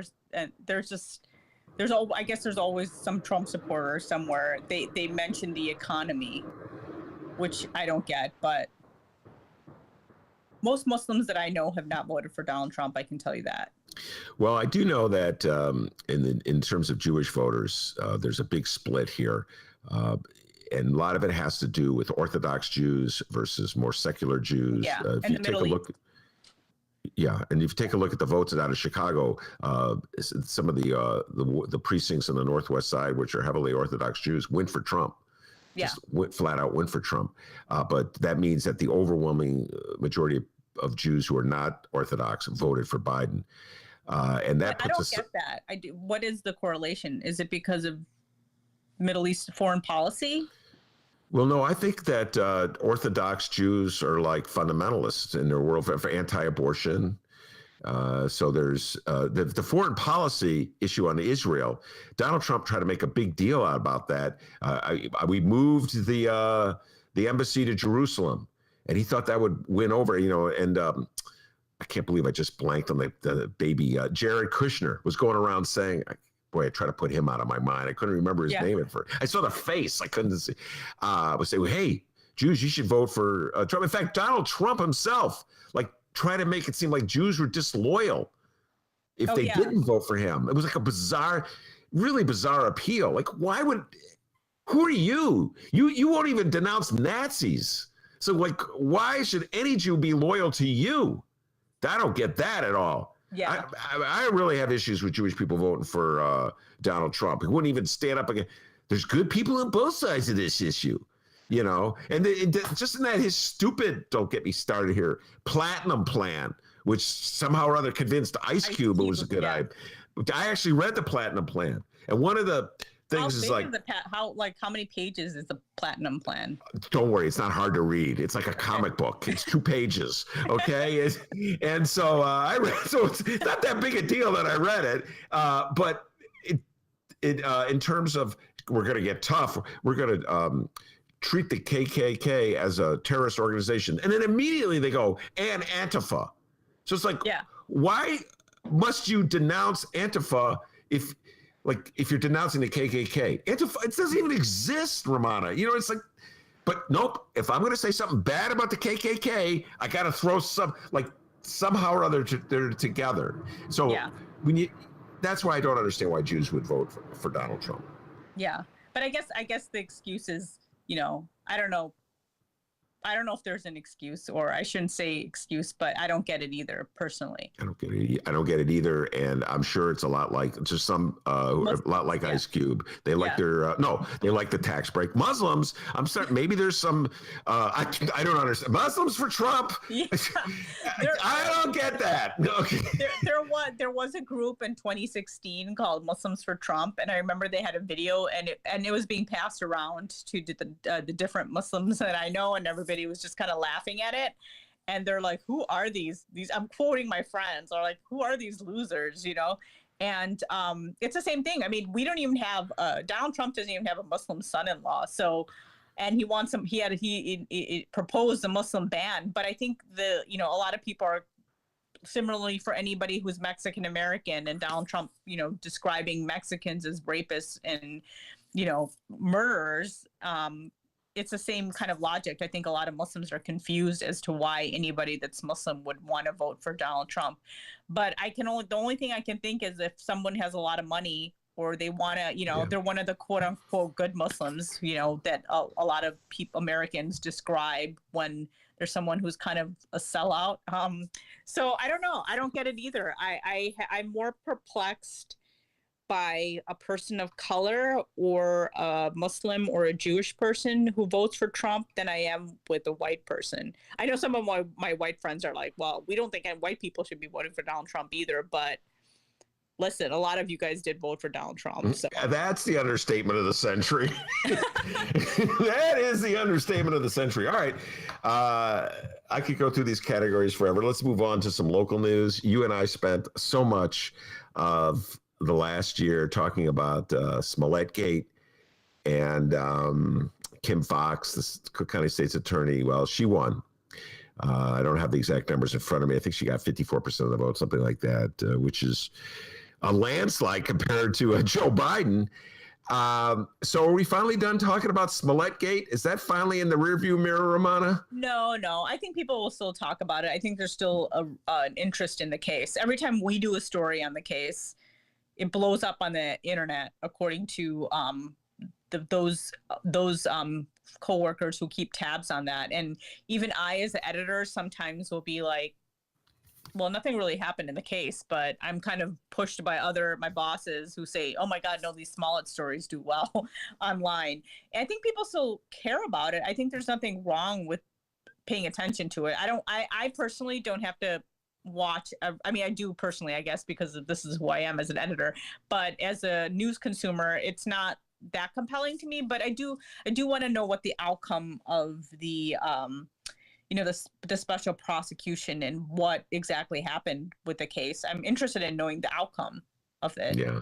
I don't think it's going to be over. I think there's obviously different camps. There's some people who don't think it's something that they want to even pay attention to or hear about. But there's just some people who they like Kim Foxx. They agree with most of her politics and they think she's doing a good job. But they do think that she should be held accountable for what happened with this particular case. Yeah, that's obvious.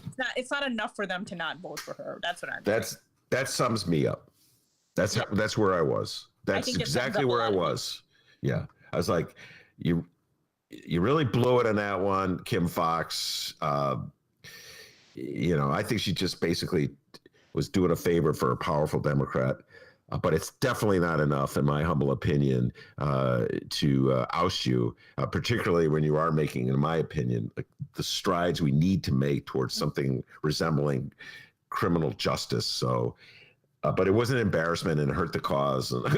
And I have to admit, this is so embarrassing. Yeah, I'm kind of into the story. There's something about Smollett Gate that just. That's okay. Yeah, okay, thank you. There's nothing to be ashamed. There's nothing to be ashamed about. Kind of ashamed. You didn't vote for Donald Trump. No, did not vote for him. He's a secret Trump supporter. Am I alone in this booth? I actually took you know what? I was worried about that. So I took a picture of my ballot, which I have that photograph. Anybody doubts me, including That is so funny because when I voted, and obviously I can't say who I voted for, but I'm sure a lot of people can take a guess. I kept looking at my ballot like 5 times. I'm like, did I make a mistake? I Yes. just looked at it over and over again for president. I'm looking at my ballot right now. I did the same thing. I took a picture of it, but that fair tax thing was so freaking confusing. I was so worried about it. I was breaking into a sweat. So I have my picture right here of the yes for fair tax and Joey Biden and Kamala. I kept this forever. Our good friend of the show, Ken Davis, he took a picture as well. He put his on Facebook. Very proud to say that who he voted for. I'm with you, Kenny D, on that one. All right. In the category of who ran the most blatantly racist campaign, I think it's a tie between Jim Oberweis running against Lauren Underwood, and I'm really rooting for Lauren Underwood, and Pat O'Brien, who ran against Kim Foxx with his Save Chicago. I don't think I've been offended by a political slogan as much as Pat O'Brien's Save Chicago. Yeah. Like, who the hell are you? You're not saving Chicago. And what are you saving us from? You know what I'm saying? Yeah. And a lot of people would basically say it's a dog whistle, right? So it's just a really big dog whistle for, saving Chicago. And, people, whenever they want to, use the same dog whistle, they say stuff about comparing Chicago to Detroit. Yes. And so that's a very common dog whistle that we hear. You don't want Chicago to have, you don't want Chicago to become Detroit kind of, phraseology. So. Oh my God. Did I get emails and letters in the 90s? Ben, if you get your way, Chicago's going to be Detroit, because I was against Mayor Daley. God forbid I write a critical column about Mayor Daley. So I know all about Chicago's, but it's not really a dog whistle. I say it's more like an air raid siren. Okay. I mean, it's like not even being shy about it. All right. We're ready to move on for politics and talk about Romana's recommendations. Try to. All I did this week was watch the elections. I've had the TV on, so I was going to start your French comedy, so Call My Agent, but I haven't. But I did watch. I did watch 40-Year-Old Version. I watched that with Mick, and he did like it. He said it was his favorite movie of the year, and so far. And I did watch the Sofia Coppola movie, On the Rocks. Is that worth watching? I think it was worth watching. I don't with think it's Rashida like Jones. I didn't think it was her best effort, but I thought it was good. I thought it was like entertaining enough to watch. I don't know what I'm gonna watch now. I might have to watch your Sophia Loren movie. Oh, I'm so in. Well, okay, that's a baby boomer thing, and I love. She's even older than a baby boomer. Yes, but when baby boomers were young, she was like a superstar, and take a like out of that sentence. Yeah. Oh, okay. Sophia Loren, when baby boomers were young, it was the 1960s, and Sophia Loren was an international superstar, absolutely beautiful. Raquel Welch, Sophia Loren, so I grew up loving Sophia Loren. Plus, her politics are great. She's always been a lefty. And so she's made a new movie. It's on Netflix. I'm definitely going to watch it. Her son directed it, by the way. Yes. I read that in Richard Rupert's column. That's how I knew that. Yeah. Biggest Life, it's called. I'm going to watch it. I watched, and I've talked about it excessively. The Queen's Gambit, the chess movie. I heard about that. I heard it was good too. Oh my goodness. It's not a movie. It's a series. It's so wonderful. And I really enjoyed it immensely. And I'm kind of like, how you have that hangover, Romana, when a really good show ends and you're kind of like, now what am I gonna do?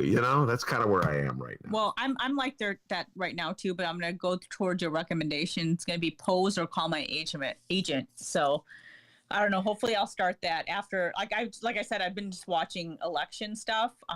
Last night I did watch an episode of The Kardashians as a cleansing palette. I know.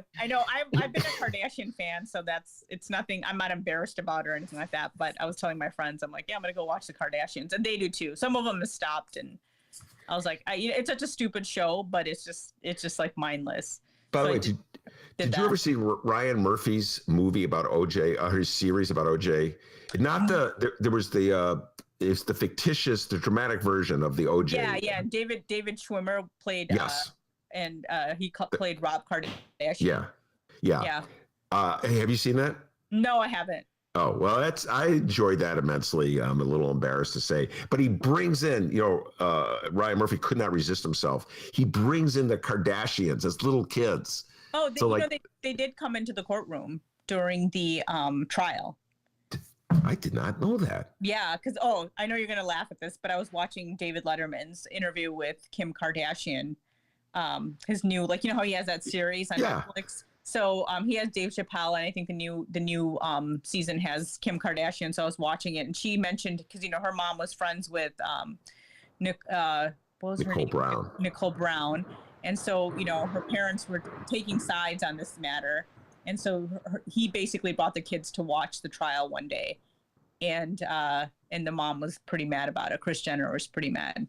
Yeah, by the way, that's all in the Ryan Murphy movie. No. Ryan Murphy did not play her. I just don't remember them coming into the courtroom, but maybe that is in the movie. Well, they were pretty young when that happened. Yeah. But they were on TV, I think. They said that you could see them.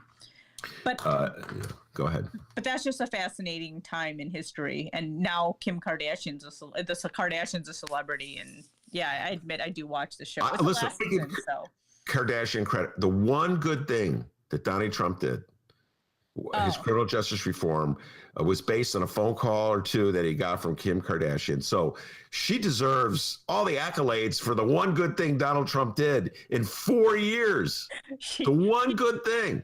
She did get the release of certain people who were sentenced unfairly. Yeah, First Step program, which was a mini step toward criminal justice fairness. And it was all based on a phone call from Kim Kardashian. And then Kanye went in there and Trump. Well, just so you know, since we're talking about the presidential election, Kanye tweeted Kanye 2024. I saw that. Delusion. All right, Romana Hussein, thank you so much. You better start watching Call My Agent. A word of warning, it's in French and they talk fast. But that's okay. I talk fast and I speak another language too, so it's fine. I think you're really going to love it. Not sure if your husband will love it, but I'm really sure you're going to love it. Oh, I won't watch it with him. When I watch shows without him, I go through them quick. Okay, all right. All right, excellent. Thank you very much, Romana. Stay safe and sound. We'll talk to you next week, okay? Okay, you guys take care. Bye. All right, that's a great Romana saying every Friday in the Ben Joravsky Wait, Romana, show. I was going to suggest she watch Trailer Park Boys.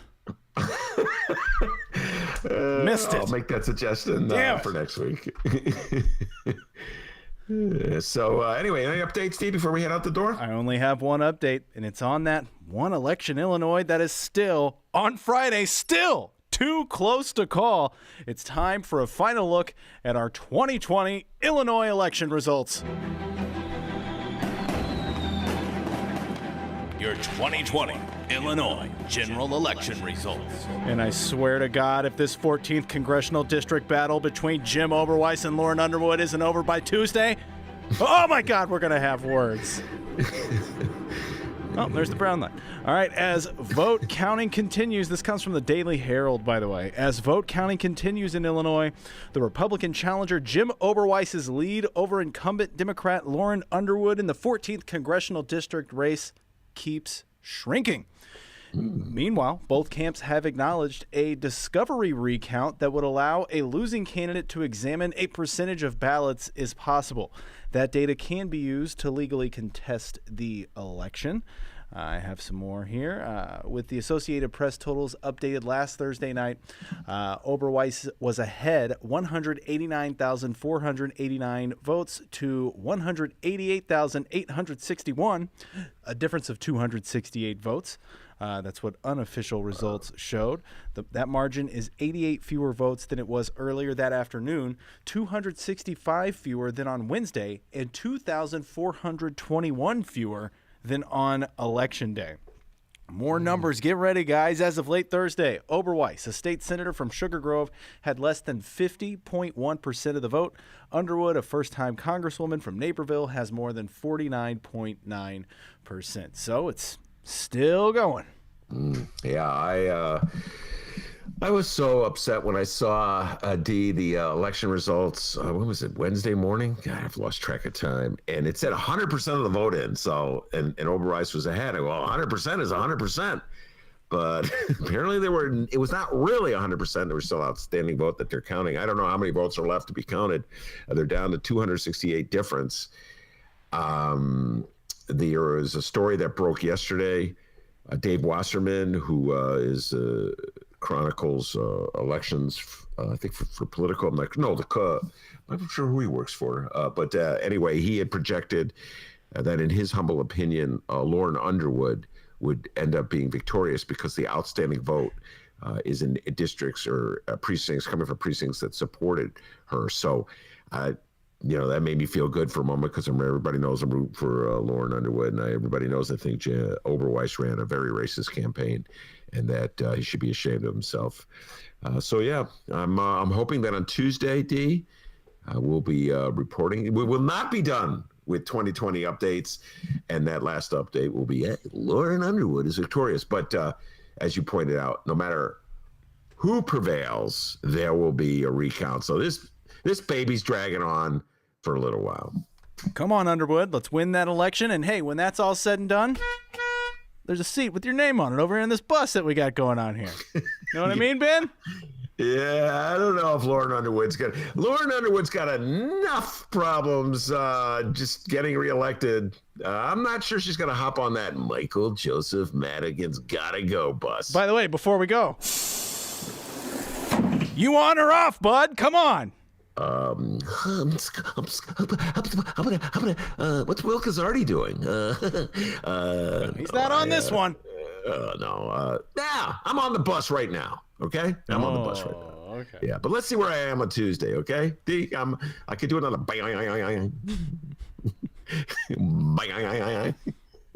Our host, ladies and gentlemen. I was driving that bus in 2018. Okay, don't forget that, D. Huh? Just want to do the thing. All right, ladies and gentlemen, thank you very much to Romana Hussein. Outstanding job as always. She was fired up and ready to go. And she gave me the homework assignment for the week. How about that, D? And I want to thank the man, the myth, the legend, the pride and joy of Alton, Illinois, without whom the show would be possible, as Jim Oberweis and Lauren Underwood agree. Back home in Alton, they call him Dr. D. Give yourself a raise, take it out of petty cash. Have a great weekend, everybody.